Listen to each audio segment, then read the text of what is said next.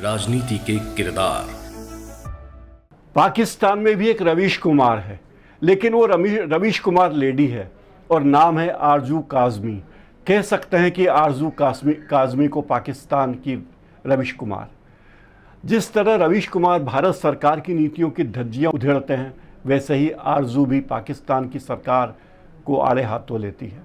वे इस्लाम को भी आड़े हाथों लेती है और कई बार लोगों को लगता है कि वे भारत की हैं और भारत के पक्ष में बात करती हैं, लेकिन पाकिस्तान में उनका काफ़ी विरोध भी होता है और कहा जाता है कि वे पाकिस्तान के लिए ठीक नहीं है, उन्हें पाकिस्तान से विदा कर देना चाहिए। नमस्कार, मैं हूं प्रकाश हिंदुस्तानी, पॉलिटिक्स वाला में आपका स्वागत। आज मैं बात करने वाला हूं पाकिस्तान की पत्रकार आरजू काज़मी के बारे में, जो कई बार भारतीय मीडिया में दिखती हैं, कई चैनलों पे भी दिखती हैं और उनका यूट्यूब चैनल तो बहुत लोकप्रिय है।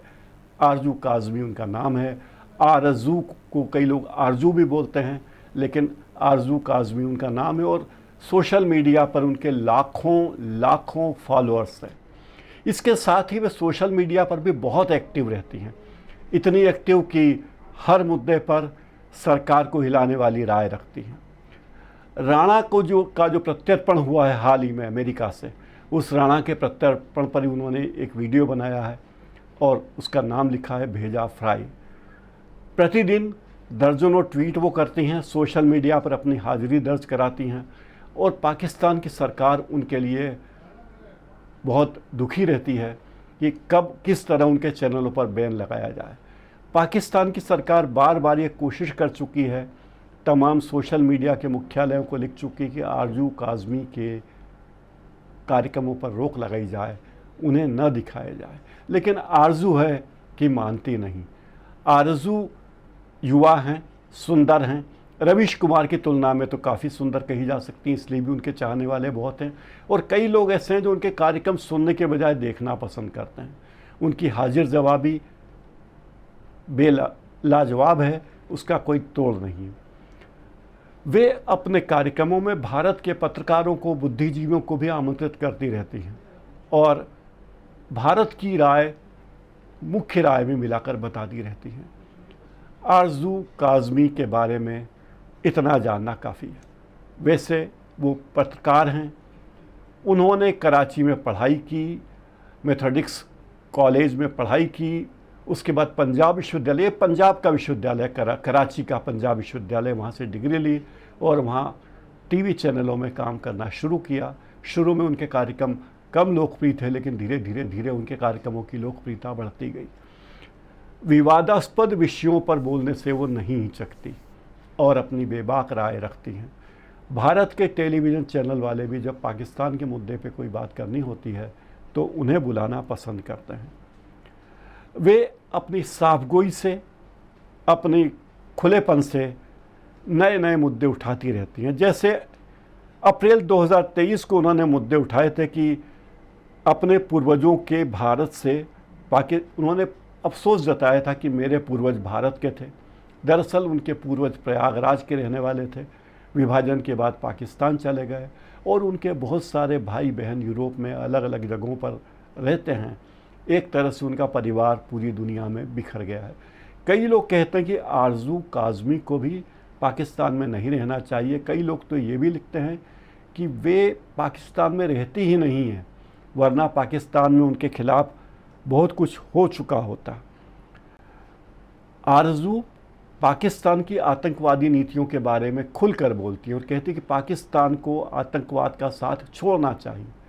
वे ये बात भी कहती हैं कि पाकिस्तान को मुस्लिम कट्टरपंथ भी छोड़ना चाहिए। उन्होंने यहाँ तक लिखा कि पाकिस्तान को चाहिए कि उसने भारत के जिन आतंकवादियों को अपने देश में पनाह दी हुई है, उन्हें पाकिस्तान से रफू चक्कर करे, भगाए या भारत को सौंप दे। इन सब गतिविधियों पर खुलकर बोलने के कारण उनकी वैसी ही आलोचना होती जैसी रवीश कुमार की होती। सरकार में बदलाव हो या पाकिस्तान के समाज में महिलाओं की स्थिति कैसी है, वे खुलकर बोलती हैं और लोग कहते हैं कि वो बड़ी पक्षपाती हैं। पाकिस्तान में रहती हैं, पाकिस्तान का नमक खाती हैं, पाकिस्तान में रहते हुए इस्लाम धर्म को मानती हैं और हिंदू लोगों की तारीफ़ करती हैं। ये नहीं होना चाहिए। दरअसल पत्रकारिता आरज़ू को विरासत में मिली। उनके अब्बा हुजूर भी पत्रकार थे और यही विरासत उन्हें पत्रकारिता में ले आई।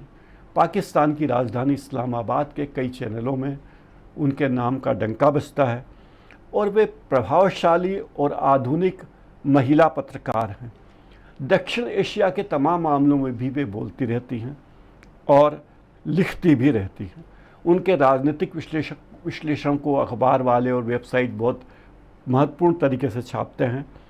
टेलीविज़न एंकर के रूप में उन्हें पसंद किया जाता है और हर मुद्दे पे वे अपनी खुलकर सही राय देती हैं। वे कहती कि मैंने पत्रकारिता की है, पत्रकारिता मेरे खून में है और मैं पत्रकारिता से कोई गलत काम, पत्रकारिता के साथ धोखाधड़ी नहीं कर सकती। कई लोग कहते हैं कि वो ऑस्टिन टेक्सास यानी अमेरिका में रहती हुए पाकिस्तान की निंदा करती है, लेकिन वो कहती हैं कि नहीं, मैं यही हूँ। भारत हमारा पुराना घर है और भारत के बारे में मैं कोई गलत बात कहना नहीं चाहती। हाँ, अगर भारत में कोई गलत बात मुझे लगेगी तो मैं वो भी कहने से चूकूंगी नहीं। दिल्ली से भी उनका नाता रहा है। उनके दादा पाकिस्तान चले गए थे विभाजन के वक्त, लेकिन दादा की गलती को वो सुधारना चाहती हैं, पर कैसे सुधारेंगी ये अभी पता नहीं। आरज़ू काज़मी ने टेलीविज़न में जिस तरह जगह बनाई और 2018 में उन्होंने मुकालमा नाम का एक टॉक शो शुरू किया चैनल पर, जिसमें बातों बातों में बड़ी गहन चर्चा होती थी और वो सारे मुद्दे होते थे जो आम तौर पर पाकिस्तानी मीडिया नहीं उठाता। उन्होंने सोशल मीडिया का बेहतर इस्तेमाल शुरू किया, अपना यूट्यूब चैनल शुरू किया और देखते ही देखते उनके यूट्यूब चैनल की लोकप्रियता बढ़ती चली गई। आज भी अगर भारत के किसी पत्रकार का इंटरव्यू आरज़ू काज़मी करे तो वो पत्रकार खुश होता है और ये मानता है कि आरज़ू ने उनके दिल की एक आरज़ू पूरी की और उन्हें वैश्विक मंच पर लाकर खड़ा कर दिया। आज के इस कार्यक्रम में इतना ही। तो ये थी पाकिस्तान की लेडी रवीश कुमार, जिनके बारे में हमने आपको कुछ बातें बताई। ये कार्यक्रम आपको कैसा लगा ज़रूर बताइए और इस कार्यक्रम को लाइक, शेयर और सब्सक्राइब ज़रूर कर लीजिए। आने वाले दिनों में भी हम ऐसे ही कार्यक्रम लेकर आते रहेंगे। बहुत बहुत धन्यवाद। नमस्कार।